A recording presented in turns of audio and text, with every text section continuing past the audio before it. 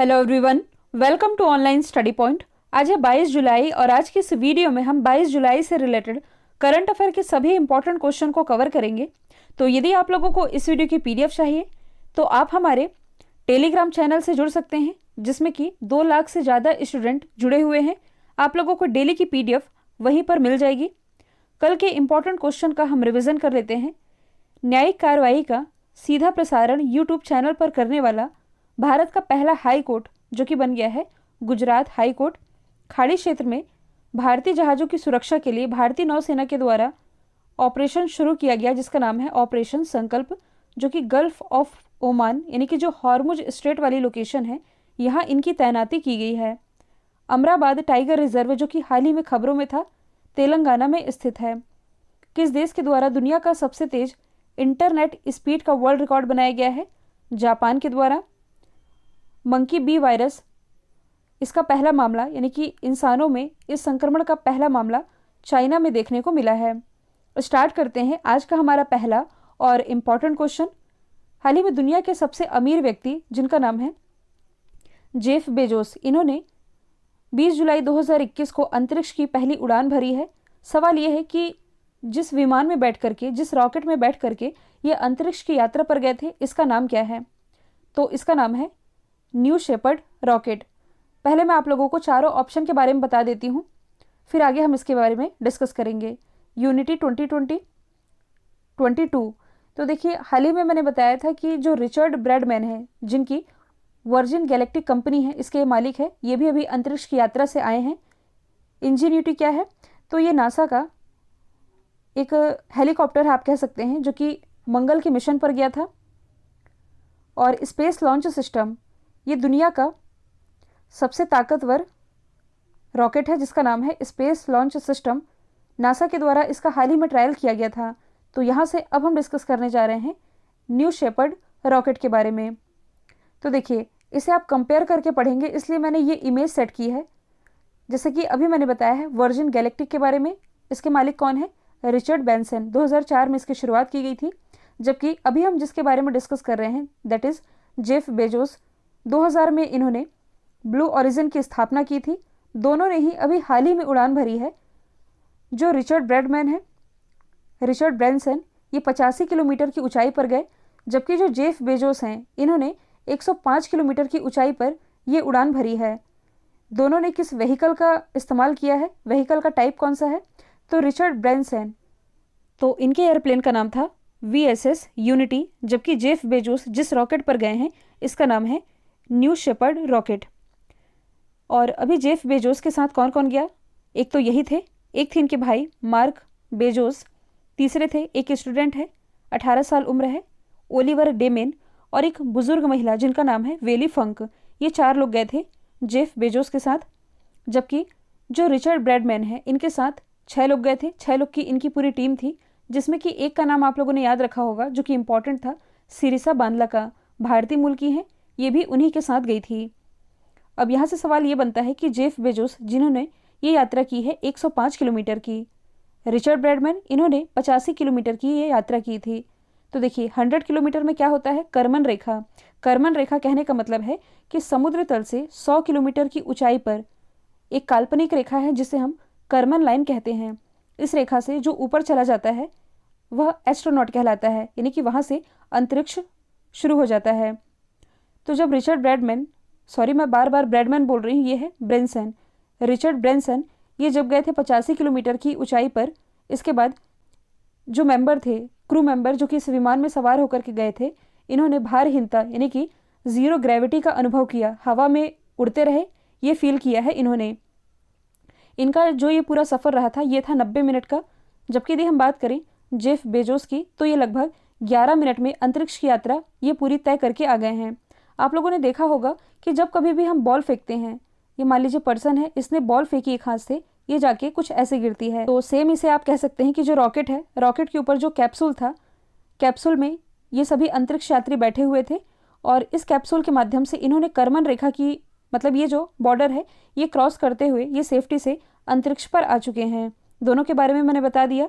100 kilometre पर Karman रेखा होता है, और लगभग 400 किलोमीटर की ऊंचाई पर क्या होता है? इंटरनेशनल स्पेस स्टेशन, जहाँ पर जो अंतरिक्ष यात्री हैं ये यहाँ रहते हैं, चलता फिरता घर होता है जहाँ ये महीनों रह करके अपनी रिसर्च कंप्लीट करते हैं। अब यदि हम यहाँ से भविष्य की संभावनाओं की बात करें, कहने का मतलब है कि जैसे अभी आपने देख लिया रिचर्ड ब्रैनसन ये अंतरिक्ष की यात्रा से आ गए, इसके बाद दुनिया के सबसे अमीर व्यक्ति जेफ बेजोस ये भी एक चक्कर पूरा करके आ गए। एक और नाम आप ऐड कर लीजिए, नाम है एलन मस्क, टेस्ला के मालिक हैं, ये भी अब अंतरिक्ष यात्रा पर जाने वाले हैं। ये सारी चीज़ें हो क्यों रही है? तो पहले भी मैंने बताया है कुछ नहीं है, बस अमीरों के चोचले हैं। हम छोटा झूला झूलते हैं, ये बड़े झूले झूलते हैं। तो ये क्या कर रहे हैं, भविष्य में जो स्पेस टूरिज्म है इसे बढ़ावा देने के लिए ये प्रयास कर रहे हैं। जैसे कि इन्होंने करके दिखा दिया है कि हाँ हम अंतरिक्ष की यात्रा पर घूम करके आ गए हैं, अंतरिक्ष की दुनिया कैसे दिखती है आप भी देख लीजिए। एक तरह का एडवेंचर है जो कि आप भी ले सकते हैं। तो वही है, यदि आपके पास पैसा है, भर भर के पैसा है, तो पैसा दीजिए और अंतरिक्ष में घूमने का लुत्फ उठाइए।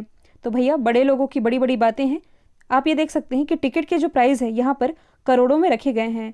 आप कह सकते हैं कि ये जो बड़ी बड़ी कंपनियां हैं ये भविष्य में स्पेस टूरिज्म को बढ़ावा देने के लिए ये सारी चीज़ें कर रही है।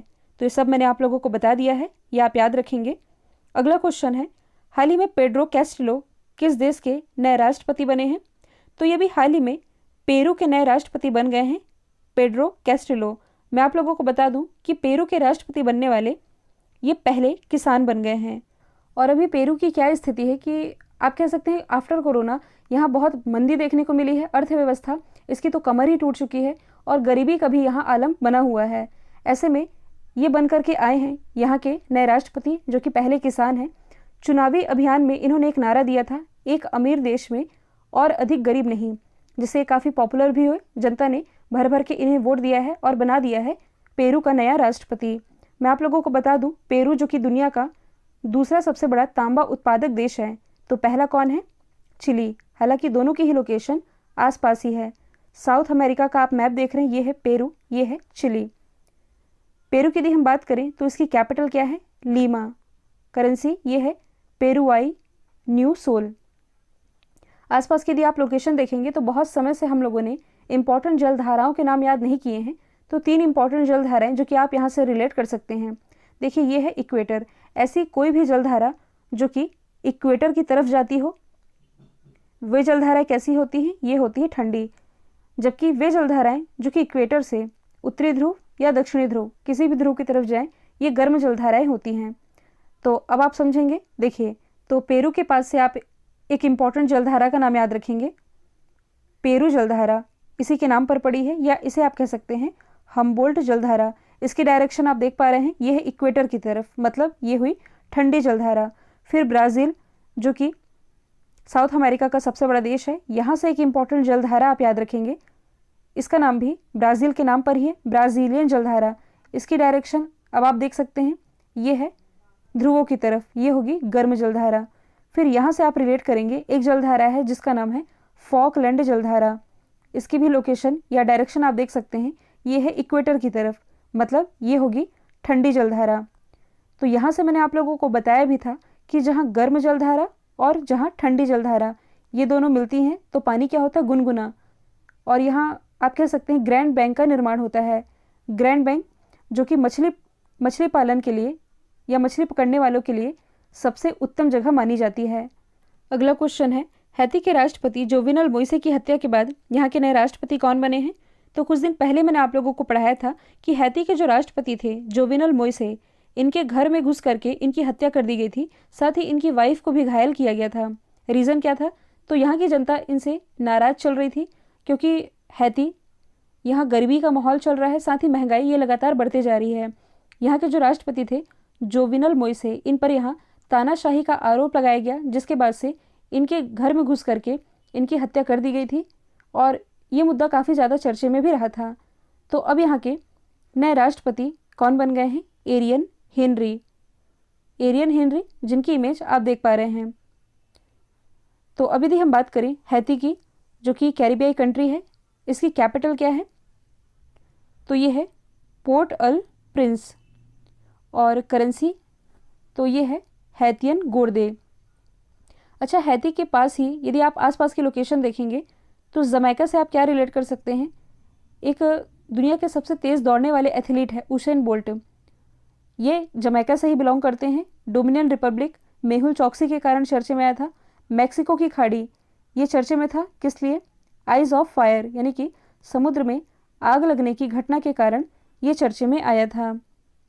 अगला क्वेश्चन है, इंडियन ऑयल कॉरपोरेशन देश के पहले ग्रीन हाइड्रोजन संयंत्र को किस जगह लगाएगी? तो इसकी स्थापना की जानी है मथुरा में, मथुरा जो कि उत्तर प्रदेश में स्थित है। अच्छा, इस समय आप लोग देख रहे होंगे कि राज्य सरकारें, इसके अलावा जो भी बड़ी बड़ी कंपनियां हैं, केंद्र सरकारें, ये हर संभव प्रयास कर रही है किस लिए? जो क्लाइमेट चेंजेस की समस्या है इससे निपटने के लिए, ग्रीन एनर्जी को बढ़ावा देने के लिए।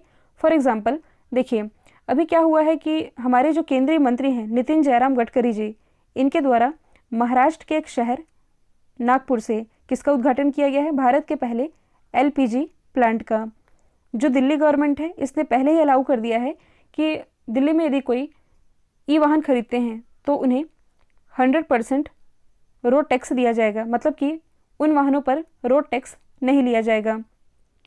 गुजरात ने भी और महाराष्ट्र ने भी अभी हाल ही में अपनी ई वाहन पॉलिसी में ई वाहन खरीदने वालों के लिए सब्सिडी की भी घोषणा कर दी है। और ऐसे में अब जो कंपनी है, देखिए मैं आप लोगों को बता दूं, इंडियन ऑयल कॉरपोरेशन ये एक महारत्न कंपनी है। आप लोगों ने पढ़ा भी होगा, महारत्न, नवरत्न, मिनी रत्न, तो ये महारत्न कंपनी है। इसके द्वारा भारत का पहला ग्रीन हाइड्रोजन संयंत्र ये मथुरा में लगाया जाना है। और क्यों लगाया जाएगा ये तो बताने की ज़रूरत ही नहीं है। कहने का मतलब है कि वायु प्रदूषण को कम करने के लिए, ग्लोबल वार्मिंग की समस्या से निजात पाने के लिए आईयूसी के द्वारा इसकी स्थापना की जानी है। और हाइड्रोजन ये तो आप सभी जानते हैं पर्यावरण के हित के लिए होता है। इससे मतलब कि इसका दाम भी ज़्यादा नहीं होता और जो पर्यावरण प्रदूषण है ये भी बहुत कम होता है। यदि हम कंपेयर करें पेट्रोल डीजल से तो ये तो बहुत अच्छा ऑप्शन है।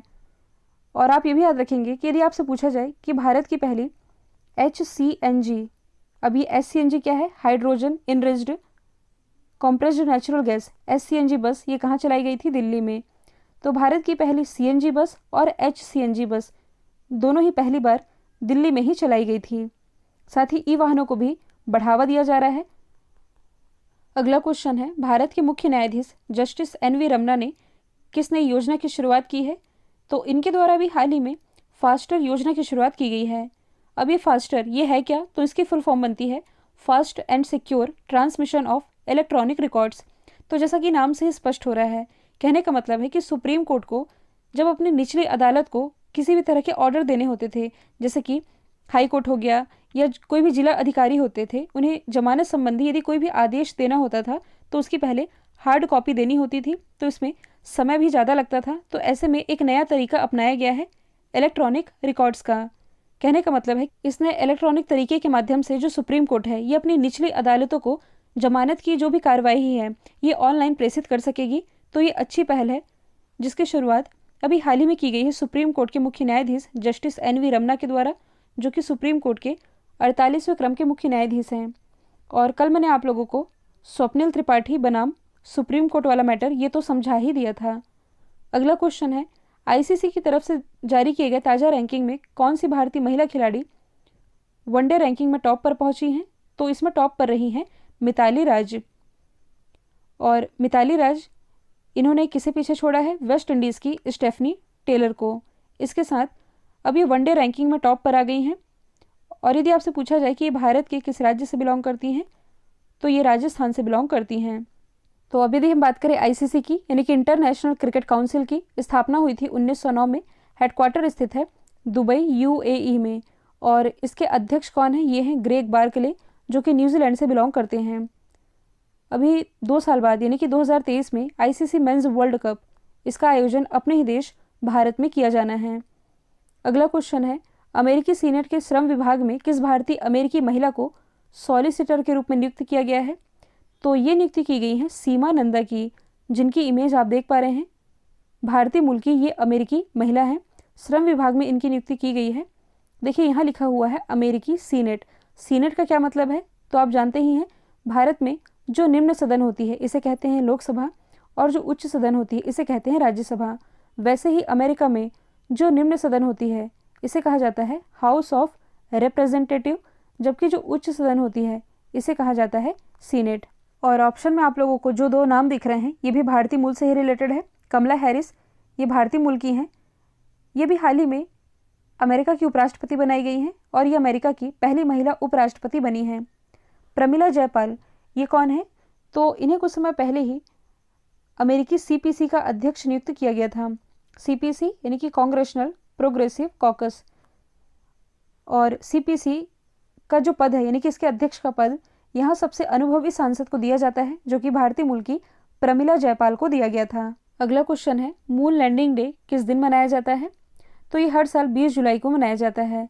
20 जुलाई को ही क्यों मनाया जाता है? क्योंकि इसी दिन 1969 में पहली बार चंद्रमा पर कदम रखा गया था नील आर्मस्ट्रॉन्ग के द्वारा, जिसके बाद से 1971 में अमेरिका के उस समय जो राष्ट्रपति थे रिचर्ड निक्सन के द्वारा इस इम्पॉर्टेंट डे को चिन्हित करने के लिए ये घोषणा की गई थी कि 20 जुलाई को अब मून लैंडिंग डे या नेशनल मून डे इस नाम से मनाया जाएगा।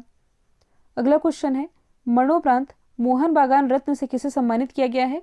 तो ये भी हाल ही में सम्मानित किए गए हैं शिवाजी बनर्जी। शिवाजी बनर्जी, इन्हें मरणोपरांत इस अवार्ड से सम्मानित किया गया, जो कि भारत के पूर्व गोलकीपर थे, फुटबॉल से ये रिलेटेड थे। अच्छा, मोहन बागान ये है क्या? तो मैं आप लोगों को बता दूं, मोहन बागान एक फुटबॉल क्लब है जो कि स्थित है वेस्ट बंगाल में, और ये भारत ही नहीं पूरे एशिया का सबसे पुराना स्पोर्ट्स क्लब है। इसकी स्थापना 1889 में की गई थी। अगला क्वेश्चन है, महिलाओं के लिए किस राज्य की पुलिस के द्वारा पिंक प्रोटेक्शन नामक एक महत्वाकांक्षी परियोजना की शुरुआत की गई है? तो इसकी शुरुआत अभी हाल ही में केरल पुलिस के द्वारा की गई है। पिंक प्रोटेक्शन, इसके लिए देखिए एक हेल्पलाइन नंबर भी जारी किया गया है। कहने का मतलब है कि पब्लिक, प्राइवेट और साइबर फील्ड में महिलाओं के अधिकारों की सुरक्षा के लिए ये एक तरह की पहल है। इसमें होगा क्या कि जो भी महिलाएं राज्य में दहेज उत्पीड़न या किसी भी तरह की साइबर धमकी का शिकार हो रही हैं, ये पुलिस की हेल्प ले सकती हैं। पुलिस के द्वारा उनकी हेल्प की जाएगी और इसके लिए ये एक्टिव भी रहेंगे। हेल्पलाइन नंबर इसीलिए जारी किया गया है। तो यदि हम बात करें केरल की, तो इसकी राजधानी तिरुअनंतपुरम, मुख्यमंत्री ये है पिनरई विजयन। केरल से रिलेटेड कुछ एक्स्ट्रा फैक्ट हम डिस्कस कर लेते हैं, जैसे कि साइलेंट वैली ये कहाँ स्थित है? तो ये केरल में स्थित है, जिसे आप शांत घाटी कहते हैं। सब्जियों के लिए एमएसपी का निर्धारण करने वाला ये भारत का पहला राज्य है। डिजिटल एजुकेशन वाला भारत का पहला राज्य केरल है।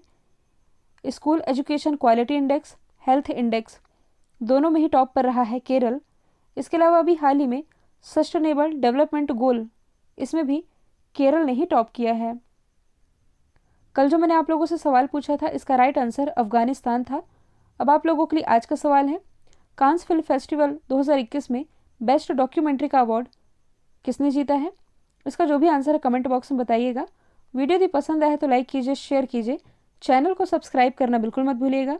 आज के लिए इतना ही। Thank you so much.